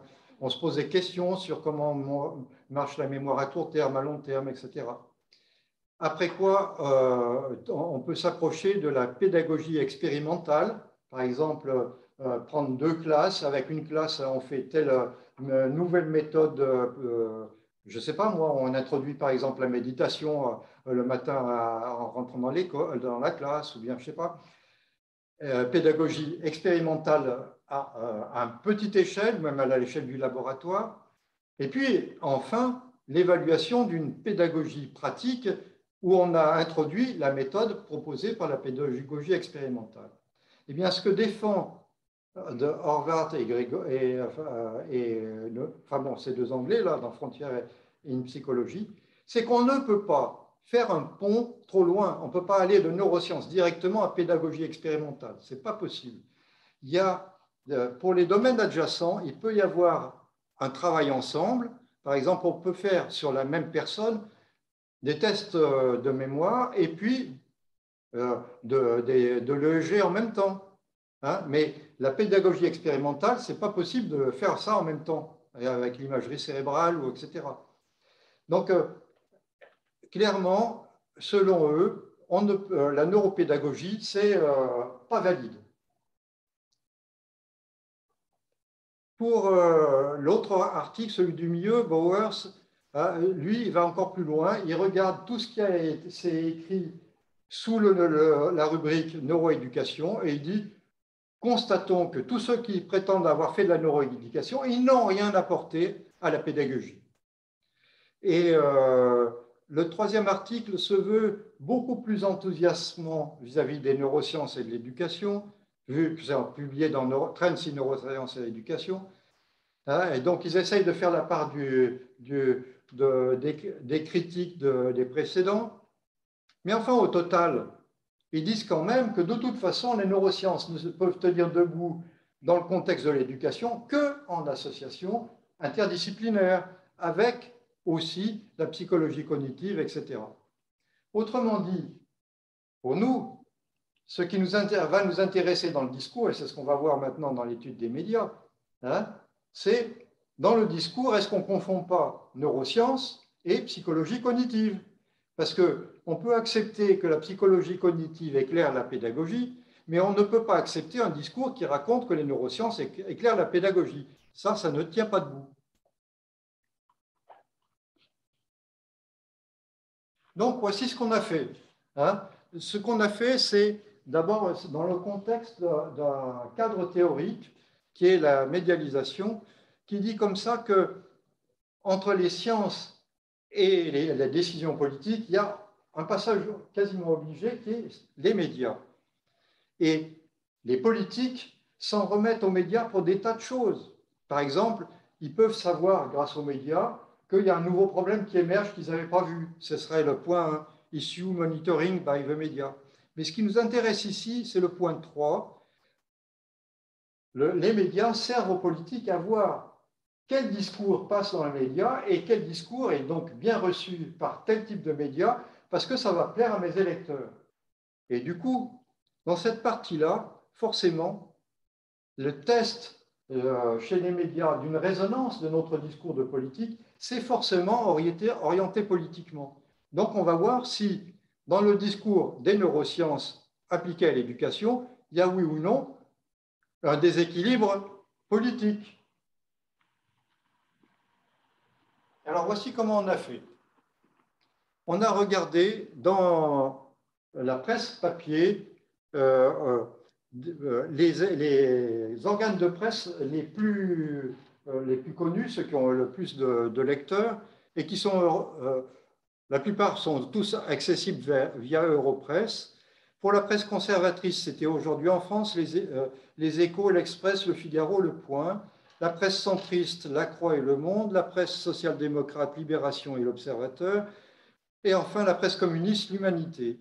Quant à la presse régionale, c'est plus difficile de lui donner une couleur politique. Donc, on les a tous mis ensemble. Vous voyez, je vous ai envoyé la liste.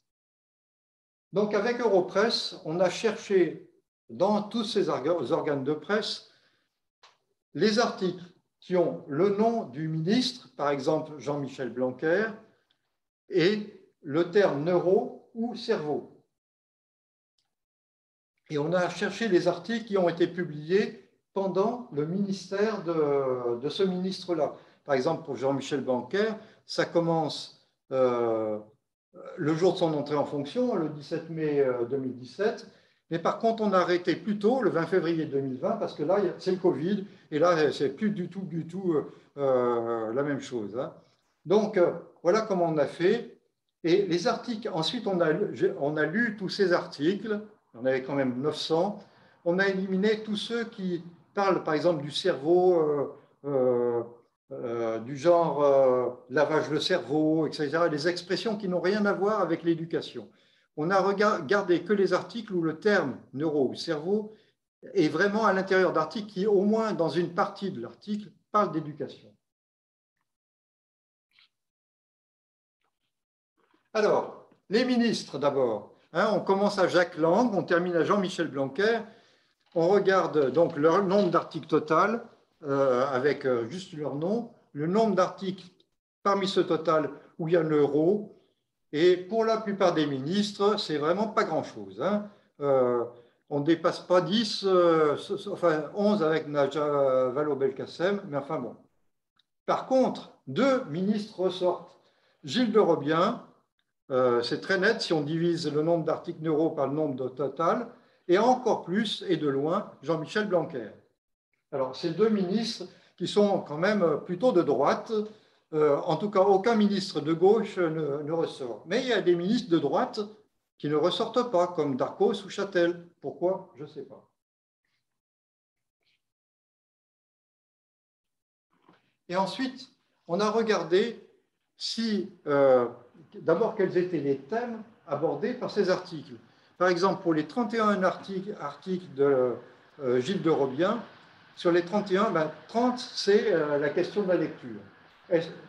Gilles de Robien a voulu imposer la méthode de lecture syllabique, a voulu rejeter absolument la méthode dite globale, et pour cela, il a dit, je vais vous citer d'ailleurs, tiens, c'est dans le Figaro 28 janvier 2006, le journaliste pose la question, que répondez-vous à ceux qui prétendent que l'efficacité des différentes méthodes de lecture n'a jamais été évaluée scientifiquement et que toutes se valent? Et Gilles de Robien répond, je leur réponds qu'ils se trompent. La recherche, et notamment la recherche sur le fonctionnement du cerveau, fonde ma décision. Si toutes les méthodes d'apprentissage de la lecture se valaient, pourquoi la plupart des pays utiliseraient-ils les méthodes syllabiques? Alors, comment on a coté cet article? Premièrement, clairement, il est favorable à l'usage des informations neurosciences pour la pédagogie. Donc, quand je clique, quand j'ai ces choix-là, pas d'opinion, où on n'a pas réussi à les discerner, ou bien l'article est critique, ou bien l'article est favorable, ou bien dans une partie de l'article il est critique, mais dans l'autre partie il est favorable. Voilà comment on a codé. Et donc, sur le total des 31, il y en a quand même 15 de favorables, dont celui-ci. Mais ce qu'il y a d'intéressant, c'est que si on regarde la presse conservatrice, 7 favorables, 0 critique. Si on regarde la presse centriste, 1, 3. La presse social-démocrate, c'est plus balancé déjà, 3, 3. Hein. Donc, on voit bien que là, déjà, se discerne un effet politique. Par exemple, on n'a pas du tout on n'a pas le même écho dans la Croix. Hein. Le journaliste fait dire à Stanislas Dehaene que si l'on sait avec certitude que tous les lecteurs activent la région occipito-temporale gauche du cerveau, les neurosciences ne sont pas, en l'état actuel, capables de déterminer les meilleures méthodes d'apprentissage de la lecture. Donc on voit là un son de cloche assez différent.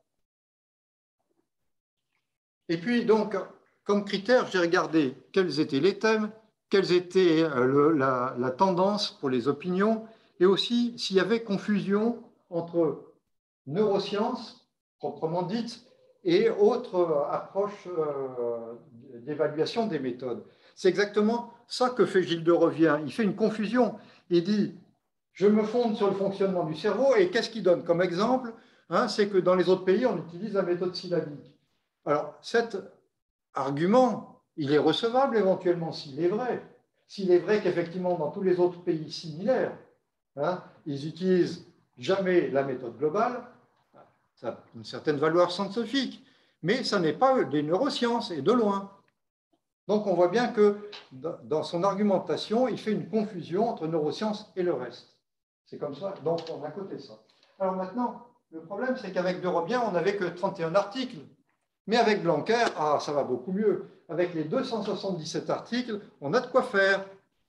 Et donc, si on regarde les thèmes, on retrouve effectivement assez abondamment le thème de la lecture. On retrouve aussi un autre thème qui est le Conseil scientifique de l'éducation nationale. Ce conseil scientifique a été mis en place par Jean-Michel Blanquer et il a fait couler beaucoup d'encre quand ça a été publié. J'en parlerai éventuellement après. Donc ça fait partie, c'est un des thèmes des articles. Alors, de la même manière, on a coté opinion, est-ce qu'elles sont critiques, favorables, les deux, pas d'opinion. On a regardé aussi s'il y avait confusion entre neuro et autres types d'arguments.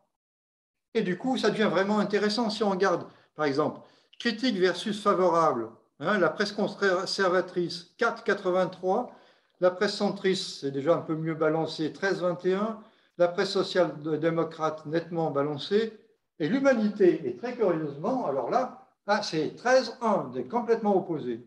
Oui, mais pourtant, l'humanité, si on regarde le critère confusion, il fait énormément de fois la confusion.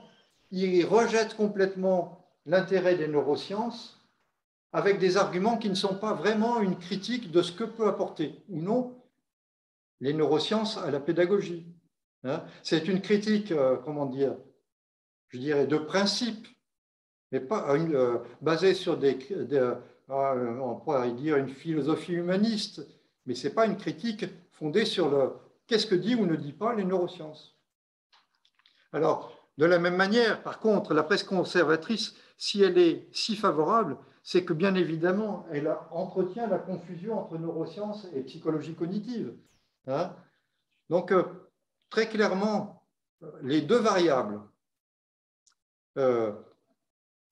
la variable presse, c'est-à-dire quelle est sa couleur politique, d'une part, et la variable opinion, critique ou favorable, clairement, ces deux variables ne sont pas indépendantes. Et deuxièmement, clairement aussi, c'est statistiquement très fort, la variable presse et la variable confusion neurosciences versus autre argumentation scientifique, là aussi, les deux variables ne sont pas indépendantes. Donc on voit bien que le discours utilise, par exemple, la presse conservatrice va occulter complètement la question de cette confusion pour pouvoir être favorable à à l'usage des neurosciences et dire ah, puisque les neurosciences nous ont dit qu'il faut la méthode globale, c'est terminé, la science a prouvé que, vous voyez, il y a clairement ce genre de discours. Donc, pour en revenir aux articles qui sont ressortis, là, dans lesquels il y a Jean-Michel Blanquer, premièrement, si on regarde la totalité des articles, leur nombre divisé par 10, hein, en l'occurrence ici, mois par mois, donc on commence en mai 2017, on finit en février 2020, mois par mois, le nombre d'articles, il oscille, c'est vrai, mais il a une tendance à augmenter. Si on regarde le nombre d'articles en bleu, c'est des articles Jean-Michel Blanquer et Neuro, hein, on voit qu'il y a une tendance quand même à diminuer et on voit qu'il y a des pics. Alors, il y a un pic à la rentrée 2017, à la rentrée 2018, à la rentrée 2019. Ça paraît assez normal. Mais il y en a un de pic supplémentaire, c'est juste pile poil quand il y a eu la création de ce Conseil scientifique de l'éducation nationale. Et du coup, on voit bien que le discours neuro, là, il y a une bataille. Hein. On fait un Conseil scientifique de l'éducation nationale, on met à sa tête un neuroscientifique, et du coup, ça fait polémique. Et du coup, la polémique porte, mais souvent de manière, comment dire, faible du point de vue de la qualité du discours, parce qu'on mélange neurosciences d'une part et psychologie cognitive d'autre part. Il y a quelques articles, par exemple, dans le Monde, qui sont de très bons articles qui disent, attention, hein, les neurosciences, c'est pas ça qui va dire la méthode de lecture, c'est les études de pédagogie expérimentale d'abord et ensuite d'évaluation en population ensuite. Donc, comment dire, il y a un aspect politique à l'usage de l'étiquette neuro, quoi. En rouge, c'est les articles neuro dont il y a neurosciences directement dans le titre. Et on retrouve le pic, là. Hein. Alors, la dernière question que je me suis posée, c'est, oui, d'accord, mais j'ai peut-être complètement raté tous les articles énormément nombreux où on ne parle pas de neuro, mais où on parle de cognition. Donc, je me suis dit, oulala, vite, vite, et ça, j'ai fait ça il y a vraiment pas longtemps, en me disant, ah, ben, il y avait peut-être un biais. Mais non, heureusement non. Hein.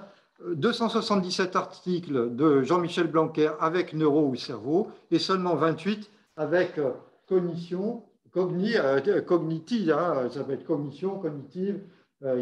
Alors, bien sûr, j'ai enlevé, je n'ai gardé que, en lisant l'article, que quand c'est cognitif, qui est vraiment dans le cadre de l'éducation. Hein, je veux dire, si c'est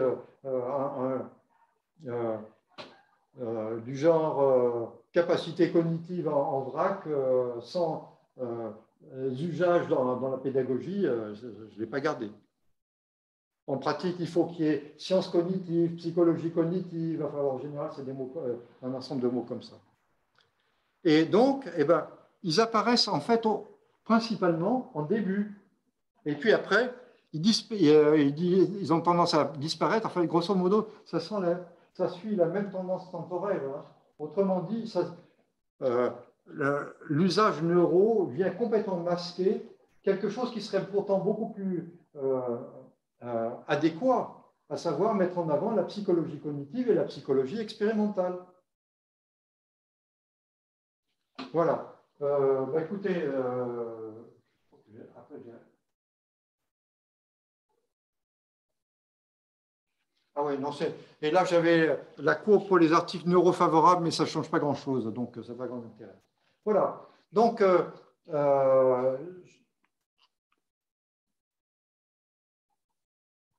non, ça va. On peut arrêter. Merci beaucoup. Alors, j'arrête le partage d'écran pour qu'on puisse passer de nouveau aux questions.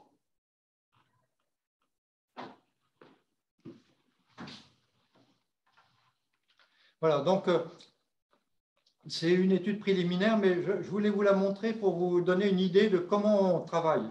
Hein, les méthodes, les questions, le cadre théorique, les questions, voilà. Donc, si vous avez des questions, c'est volontiers. Ou des commentaires. Bernard? Oui, je veux bien intervenir parce que vous m'entendez là ou pas? Oui, Je oui. stresse depuis que mon micro n'a pas marché tout à l'heure. Je vous remercie vraiment pour cette intervention.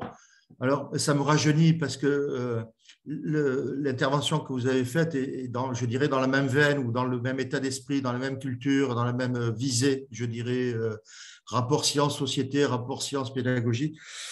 Dans les années 90, quand j'ai fait ma thèse de doctorat, et je pense que les perspectives de collaboration seront extrêmement riches et que l'apport de je dirais, de nos traditions de recherche peuvent être tout à fait intéressantes, tout à la fois, je dirais, politiquement au sens large, dans la manière de déconstruire des idéologies, ce qui devrait être un des buts de l'université, du moins dans notre domaine. Juste deux mots sur les motifs. Il y a Bourdieu qui avait écrit un texte il y a très très longtemps. C'était une conférence qu'il avait donnée au MRAP et il finissait de mémoire ce texte-là en disant qu'il serait bon d'interroger le rôle des psychiatres et des psychanalystes. Et aujourd'hui, on pourrait rajouter les psychologues cognitivistes que je mettrais dans le même panier, les neuroscientifiques, etc., dans leur rôle de production des euphémismes sociaux qui transforment, et j'adore la formule parce qu'elle est tout à fait bonne et juste et fidèle en plus, parce qu'il transforme, il contribue à transformer des cas sociaux en des cas pathologiques. Voilà. Et donc, du même coup, de naturaliser les conditions de production de ces différences-là. Et de ce point de vue-là, je crois, et c'est là-dessus peut-être qu'on pourra collaborer et avoir un apport significatif à la contribution de vos travaux. Je pense que l'épistémologie scolaire, du point de vue de l'épistémologie scolaire, c'est-à-dire la manière d'organiser les conditions de la diffusion des connaissances et des savoirs, bref, d'organiser l'apprentissage, les conditions d'apprentissage, cette épistémologie scolaire, c'est la même matrice en psychocognitive que la neuro. Pourquoi? Parce que la psychocognitive, apprendre, grosso modo, ça se résume à appliquer les algorithmes. La philosophe qui est derrière connaît très bien ce type de choses-là. C'est ce qu'on appelle la philosophie de l'esprit aujourd'hui, hein, tout le débat qu'il peut y avoir, le vieux débat Wittgenstein-Turing, ou plus récemment, comment il s'appelle, Dehaene, hein, ou John Searle contre voilà. Et je crois qu'il y a véritablement une bataille idéologique à mener sur cette question-là, parce que, c'est la thèse de Christophe. Hein, Christophe avait montré des choses assez similaires de ce que vous avez montré dans la première partie, dans la comparaison qu'il faisait entre les élèves ordinaires et les élèves étiquetés déficients intellectuels. Il montrait qu'il y avait des différences de degré et pas de différence de nature dans les formes d'acquisition. Et sa thèse a été extrêmement importante parce qu'elle a permis de débouter l'idée d'une pédagogie spécialisée pour ces types d'enfants. Voilà. On voit tous les enjeux humanistes qui sont derrière. Donc, je crois qu'on a une belle bataille à mener et j'aurai beaucoup de plaisir à contribuer et travailler avec vous sur des questions de ce type-là. Voilà. C'était donc, ça n'appelle pas forcément une réponse. Est-ce qu'il y a des questions? Non, je n'ai pas des questions particulières sur la question de la neuro. Je m'arrête là, excusez-moi, j'ai été trop bavard. Est-ce qu'il y a des questions? Alors, il y a peut-être des questions en Zoom. Je sais qu'on ne voit pas tout le monde parce qu'il n'y a que ceux qui ont une caméra. Est-ce que vous pourriez parler plus fort parce que Oui, pardon. Non, je m'adresse aux personnes qui sont en Zoom parce que je sais qu'on ne voit que ceux qui ont la caméra d'activer. Donc, s'il y a des personnes qui ont des questions, n'hésitez pas à activer votre micro ou à lever la main pour qu'on puisse vous voir.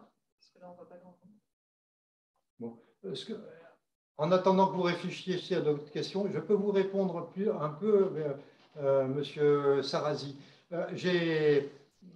Dans la lecture de tous ces articles, je suis tombé quand même sur un certain nombre d'articles où Stanislas Dehaene s'exprime et ils sont bien conscients qu'il y a une question de statut socio-économique qui est déterminant pour l'apprentissage, les premiers apprentissages.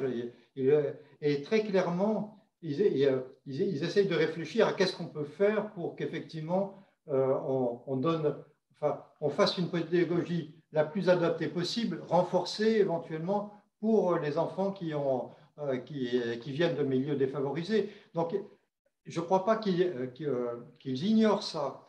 Je crois que, par contre, de mettre en avant neuro, effectivement, ça pose problème. Mais comme ça, je vois que c'est en train de disparaître dans les médias, peut-être que finalement, on va pouvoir s'intéresser à d'autres choses, vous comprenez? Je veux dire par là que, pour ce qui est concrètement, pour ce qui est de l'apprentissage, des premiers apprentissages, l'un des poisons, c'est le temps passé devant les écrans entre 0 et 5 ans. Or ils sont d'accord avec ça. La seule question, c'est pourquoi l'éducation nationale ne prend-elle pas ne met-elle pas en avant un discours beaucoup plus ferme sur cette question-là? Ça aurait sans doute plus d'impact de mettre l'accent là-dessus que de pinailler les instituteurs sur un tout petit peu moins ou un tout petit peu plus de méthodes légèrement mixtes ou légèrement syllabiques. Hein?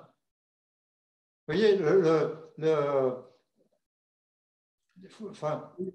la différence entre ce qu'ils savent, Stanislas Dehaene et ses collègues, hein, et le problème du discours politique.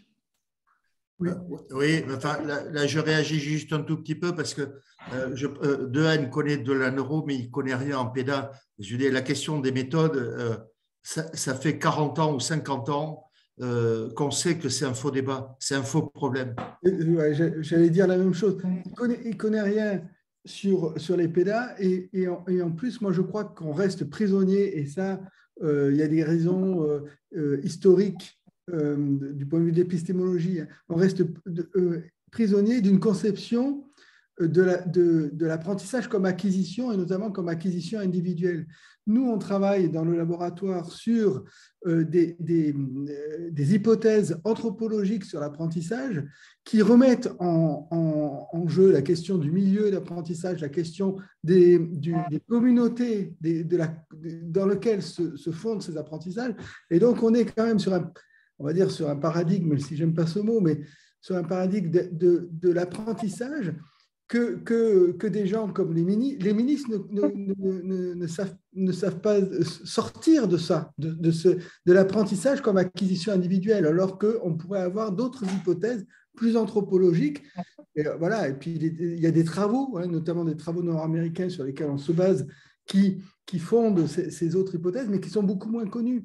Voilà. Donc, il y a aussi, on va dire, dans le langage courant, on va dire une sorte de doxa que tout le monde va reprendre, une conception de l'apprentissage qui est, d'après moi, fausse. Voilà. Oui, bien sûr. Et je dirais même qui continue d'accroître, qui contribue à accroître les inégalités. Christophe l'a bien montré dans sa thèse, mais je vais prendre un exemple simple. Pas dans l'apprentissage de la lecture, c'est trop complexe, mais dans l'apprentissage de la numération. Si on considère le nombre comme la sériation, à la fois la synthèse d'activités de sériation, 1 est plus petit que 2, 2 est plus petit que 3, etc., et synthèse des classes, de la classification. Il y a un gros problème qui se pose aux environs de 4 ans, 5 ans, qui est le passage dans le comptage de l'ordinalité, lorsqu'on compte des objets, 1, 2, 3, 4, le quatrième, l'enfant va dire il y a 4 objets. Mais le 4 n'est pas une propriété du quatrième compté, mais une propriété de l'ensemble. Et ça, c'est un obstacle ontogénétique qui a été identifié depuis très longtemps. Et Piaget l'avait bien montré. Avec le renouveau de la psychocognitive, avec de Dehaene, etc., il considère que ce passage-là est inné, est inscrit dans l'espèce. qu'il est lié à que la numérosité, que ce passage-là, et donc du coup, il n'est plus du tout travaillé par les instituteurs. Et on trouve des enfants au cours préparatoire, y compris au CE1, à 7 ans encore, qui n'ont pas dépassé ce stade-là, et qui pensent que si on va compter cette collection à partir d'un autre objet, qu'on risque de trouver un autre nombre. Voilà. Donc ça, c'est un exemple extrêmement concret des effets néfastes du rabattement sur la nature de la question des apprentissages. Et ce qu'il y a de terrible, c'est que Dehaene donne une caution encore plus forte avec la neuro, qui est une arme encore plus forte que la psychologie cognitive, puisqu'il y a une sorte de matérialité qui pourrait concrétiser. Vous voyez ce que je veux dire? Et ça, je peux vous assurer, ça accroît les inégalités dans la conquête du nombre, et c'est probablement vrai dans le cas de l'apprentissage de la lecture.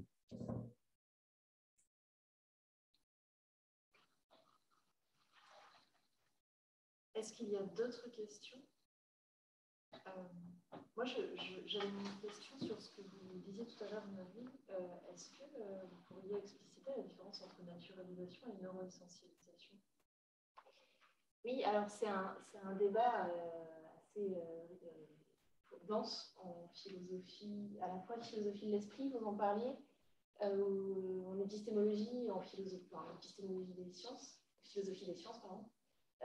Ce qu'on appelle la naturalisation, c'est l'idée que, en tout cas la naturalisation des phénomènes mentaux ou des comportements, c'est l'idée que les comportements ou les phénomènes mentaux peuvent être décrits en termes naturels et donc potentiellement expliqués, ou du moins étudiés par les sciences expérimentales, donc les neurosciences en l'occurrence.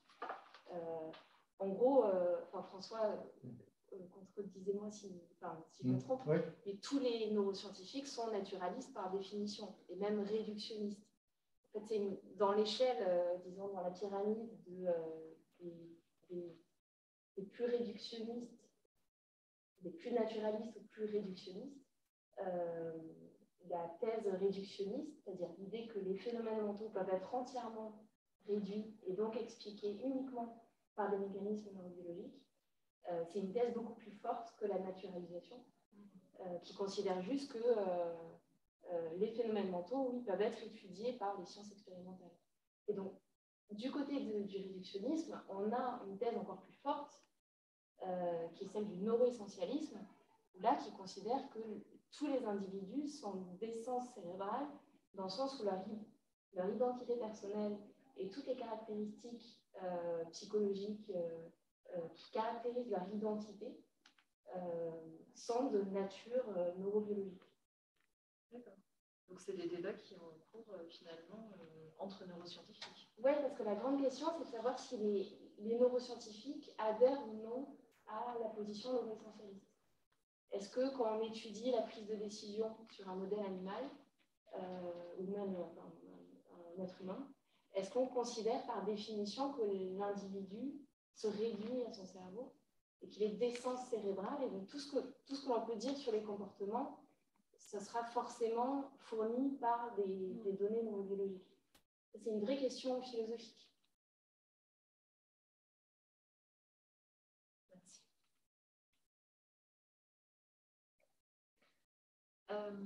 Est-ce qu'il y a d'autres questions dans le public, soit dans la salle ou à distance?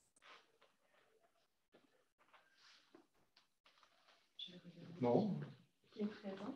Eh bien, écoutez, s'il n'y a pas d'autres questions, on reste en contact de toute façon. Et puis, je suis à votre disposition. Moi, je suis assez disponible donc, pour discuter plus avant sur si on a des intérêts, voir si on a des intérêts communs, des moyens d'action communs. Enfin, ça peut se discuter. Mais et effectivement, comme je connais très mal votre laboratoire, la première chose à faire, c'est effectivement qu'on prenne un peu plus en contact en profondeur, quoi.